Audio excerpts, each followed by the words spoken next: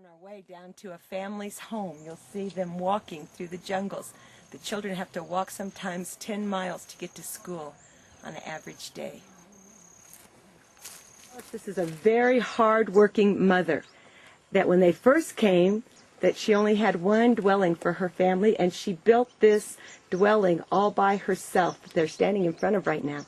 One of her children is already in the sponsorship program, and she is just hoping that somebody will sponsor these two children so that they also can go into the sponsorship program with the siblings. The mother who we just went and saw in the home with the two children waiting for sponsors is a single mother. Her husband is dead.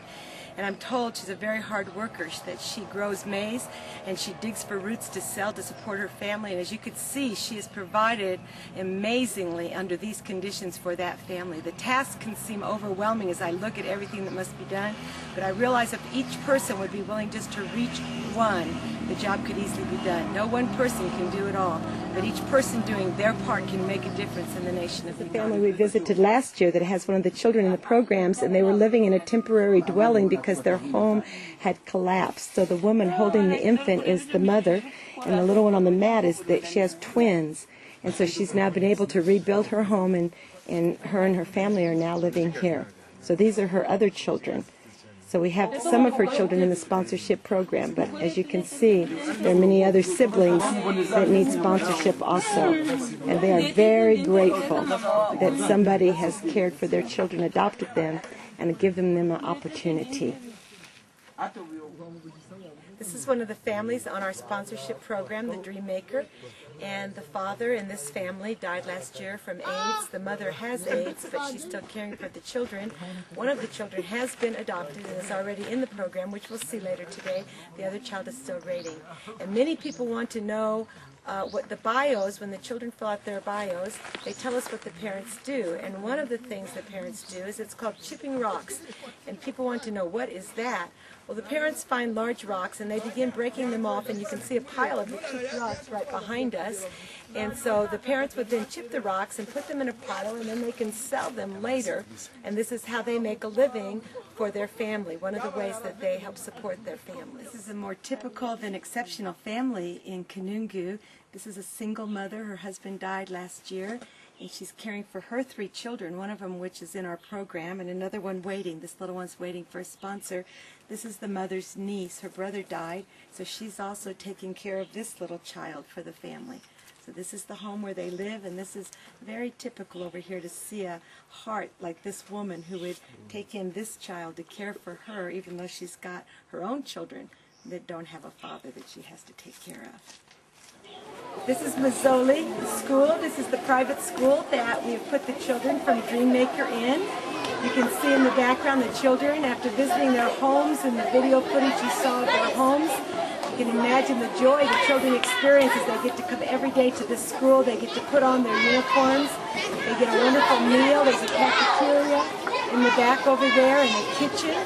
And they get a very good standard of education at this school. So I'm sure I speak on behalf of the children and the families when I say thank you so much. You are making a difference in the nation of Uganda, in the city of Kanungu, and in the lives of these children.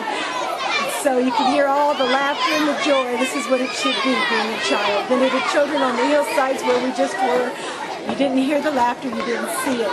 And so the more children that we can give a future and a hope to, the greater sounds of joy you'll hear coming from this city.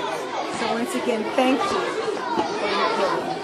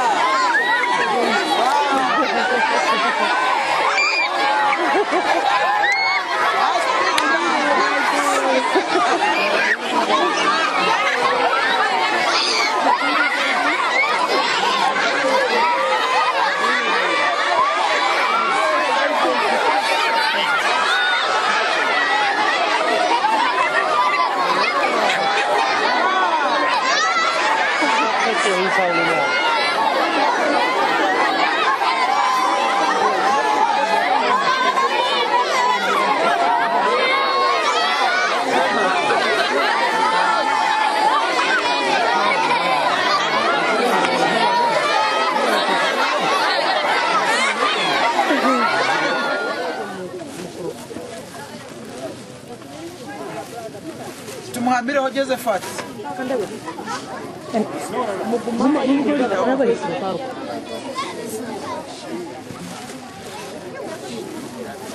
Atuhire Rosette.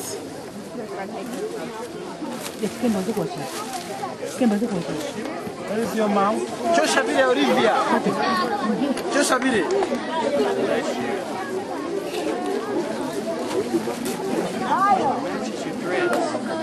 Kapsime chargaba.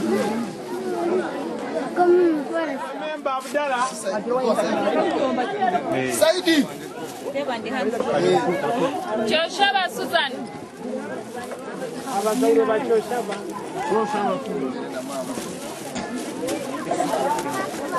Yes, Makadiri.